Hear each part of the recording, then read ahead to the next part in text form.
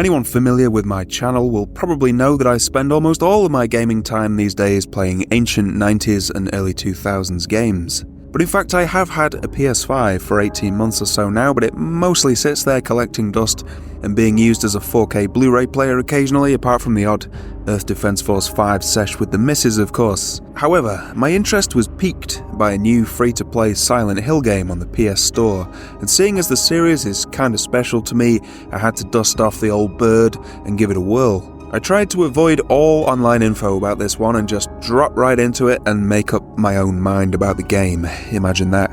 So how was it then? You know what? It's not half bad in my opinion. There will be many spoilers here, and please note that my experience with the Silent Hill series is very much grounded in the first two games. As a general rule, I think that things got progressively weaker from there on, in my humble opinion. Anyway, we begin in an abandoned apartment block in Germany, surprisingly, and I was immediately struck by this game's great sense of place. That's a very important aspect of Silent Hill games, and something that this game had to get right, in my opinion. It's true to the Silent Hills of old, in terms of its atmosphere and its texture, but it's also unfamiliar, to most of us at least, and it feels novel in the best possible sense.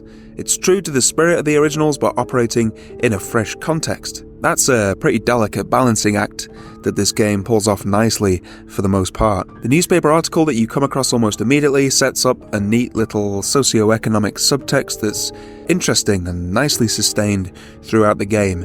In fact, it's probably the most interesting aspect of the whole thing for me, but more on that later. This game is something of a walking simulator, I would say, for better or worse. The Silent Hills of old were not walking simulators, of course, but I think that this style is actually quite a good fit for a modern take on the Silent Hill universe. But your mileage will vary, of course. The only action scenes, if you will, are the chase scenes, where the giant, mad, flowery lady rips out your lungs if she manages to catch hold of you, and that's about it. Do I mind that this game is a lot lighter on actual gameplay? No, not really, personally. Action was never the strength of the originals. In fact, it was pretty clunky even at the time, at least Silent Hill 2 and 3 were. Did that matter? No, not really. It was very much fit for purpose, and that's all it needed to be, as it wasn't the core of the Silent Hill experience, not for me anyway.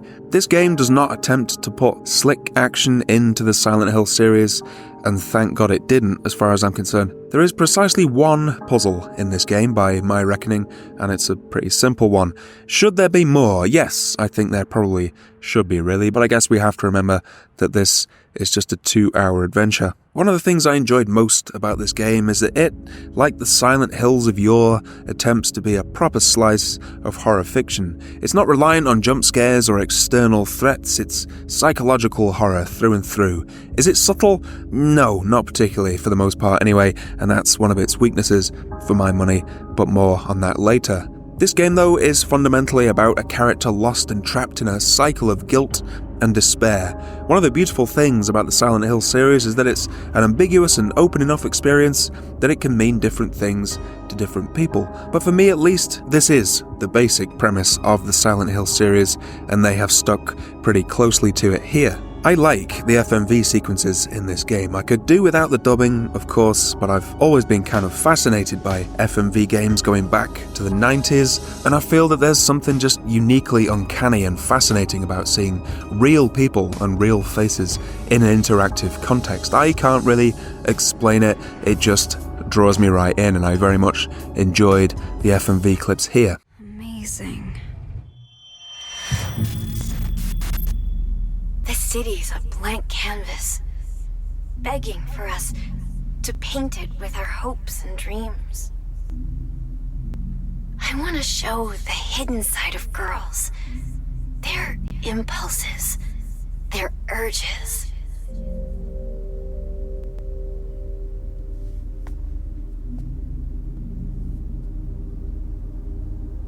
What are you hiding inside?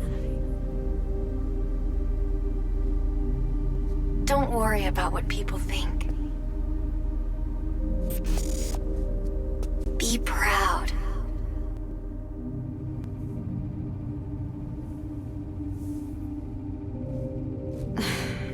How could I ever be proud of myself? And let's not forget that dodgy English voiceovers are something of a tradition in this series, aren't they really? This town is full of monsters. How can you sit there and eat pizza? The game is thematically interesting, but some aspects of it are a bit on the nose. The teenage girls/social media stuff is perhaps ladled on a little bit thick, but I found the dynamic between the three characters pretty compelling, actually. My missus played this one with me, and having been an artsy girl with a penchant for graffiti back in the day, she felt that this aspect was pretty convincing, actually, and we both appreciated the effort they'd made to discuss contemporary concerns like social isolation, social media, ubiquitous smartphone use, and wayward teenage girls in a mostly sensitive and pretty compelling way. The production team are mostly middle-aged men by the looks of it, including the scenario writer.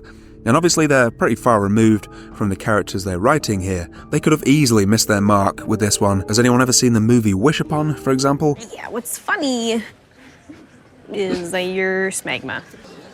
Ultimate smegma.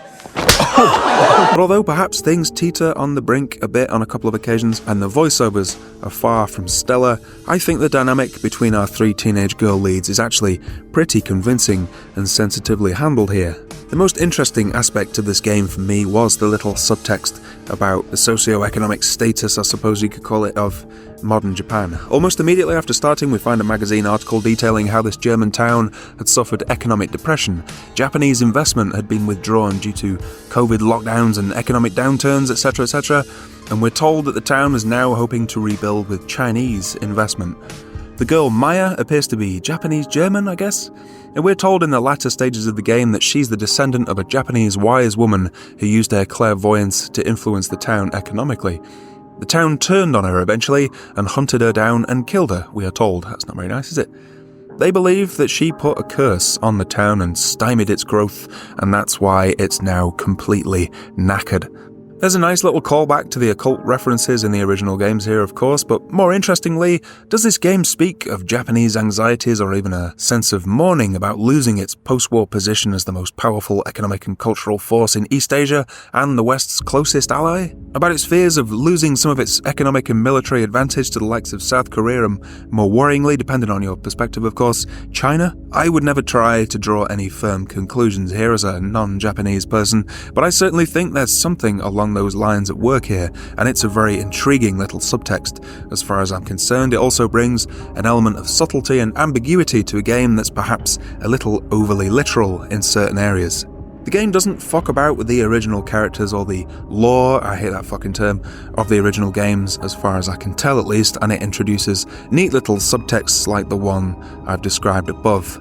That's a pretty wise approach, I think. The old Silent Hill games have magnificent soundtracks, of course, and the legendary Akira Yamaoka returns here. On a side note, I actually managed to see Yamaoka live when he played in Manchester, UK, about 10 years ago or so now, I guess, and it was a wonderful night. This super cool and absolutely tiny man in a sweet leather jacket and a matching rockabilly hairdo absolutely smashed it, and the crowd, myself included, were absolutely delighted. The beers were fucking way too expensive though. I'm not as keen on the vocal tracks they introduced with Silent Hill 3 personally, although I know a lot of people love them, but regardless, his music has some of the most affecting and powerful in video game history. So what's the music like here? Well, it's cool. It's mostly more of a modern music bed style thing and doesn't rear its head, so to speak, as much as it did in earlier games perhaps, but when it does, it's unmistakably him, and it brings with it that classic Silent Hill vibe. We have a full rock track of his at the end of the game. It's not one of my personal favourites of his, but it's lovely to hear nonetheless. I hope we hear more of him on future Silent Hill games. So what didn't I like about the game? As I said earlier, the voiceovers are not going to win any awards, but they're acceptable for the most part. The only truly bad voice, in my opinion, is that of our main character's mum. This is way over the top, really unconvincing, and actually really took me out of the experience when it reared its head, to be honest with you. On that topic, I had some problems with the final act of this game. You find out that the real enemy, if you will, of the game is, in fact, Anita's mum, who was a neglectful and abusive parent. Although she professes her love for her kids, she also refers to Anita as a curse from my mother. We're told that Anita's mum had an abusive mum herself, and so there's a cycle of abuse, resentment, and neglect at work here. This is fine, of course, in the context of the story, it makes sense, but the way it's delivered is just too much, in my opinion, and not terribly convincing either. This is all your fault! Bad things happen because of you! You should never have been born! You're a burden! A curse from my mother! Yeah, that's exactly it! My mother yelled at me, hit me, locked me up! She inflicted the curse on my womb, and I gave it life!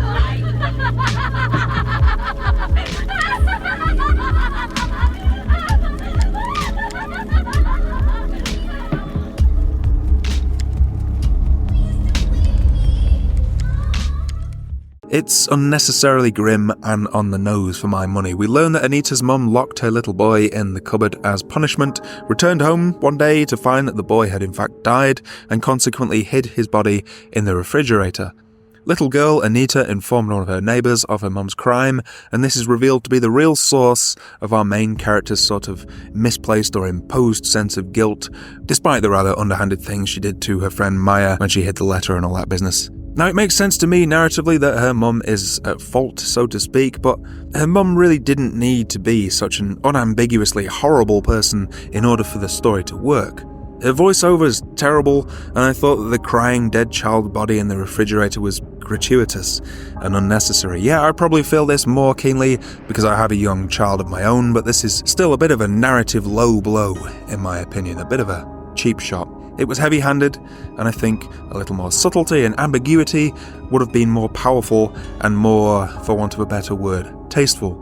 We can infer these things as an audience. We're not stupid, well, some of us aren't anyway, and I personally would have a little more respect for the game if they'd gone in that direction. Yeah, this turned me off a bit, and it was followed by a rather annoying final chase sequence in which you have to leg it through a maze-like area in search of Maya's sort of audio logs or whatever they are while being chased by what we assume to be the spirit of her evil dead mum.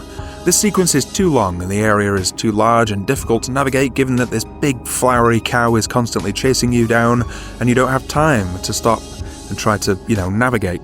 It quickly devolves into trial and error gameplay. As you open door after door after door, it goes on for ages, or at least it did for me, and the scene loses most of its tension as it just devolves into something more irritating, unpleasant, and kind of tedious. That was my experience anyway. Yeah, this final section tested my patience personally, and had the game not ended with the relatively hopeful ending that it does, then I would have finished the game not really liking it, to be honest.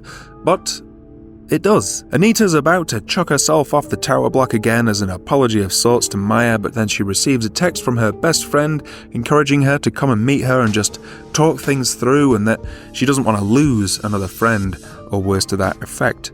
Anita sees the light to a degree, sees that her good friend actually needs her. The Silent Hill fog clears, and she's back in the land of the living. So there's a little spark of hope as she looks out into a timid sunrise, and I appreciated this ending. Personally, all the horror that we have encountered on this little journey is in the service of something. Did this game hit me like Silent Hill 2 did, for example? No, it didn't. Did it have any unforgettable, inspired images or sequences in it to rival those of, say, the poor nurse with blood dripping down her face in Silent Hill 1, or the pyramid head, or the rowing boat sequence in Silent Hill 2? No. Not quite, although the design of the flower monster was very strong indeed. No surprise that Masahiro Ito, the monster designer on the first 3 games and art director of 2 and 3, also worked on this. But it did get a lot of stuff right, in my opinion. Although, as I said earlier, I would have appreciated a more delicate touch in certain areas, and I felt that it wasn't entirely convincing, I left with the impression that this game had been made by people who understood what the series is about and was trying to apply that spirit to a new setting, a new scenario, and a new set of characters. You can't really ask for much more than that, can you? So am I looking forward to the new Silent Hill stuff based on this? Well, looking at the personnel developing each of these titles, it seems that Short Message, in fact, has the closest ties to the original Silent Hill games, unfortunately, but I'm certainly intrigued by the Hong Kong/Japanese developed Silent Hill F, which seems to have some amazing art design and seems to share the same producer as this game, Motoi Okamoto. I'll certainly give that one a whirl. The other ones, well, like any reasonable person, I'll reserve judgment, but I have my doubts. So yeah, this one, is gonna stay with me, I think. What did you make of Silent Hill short message? Please let me know in the comments below, and please remember, This town is full of monsters. How can you sit there and eat pizza?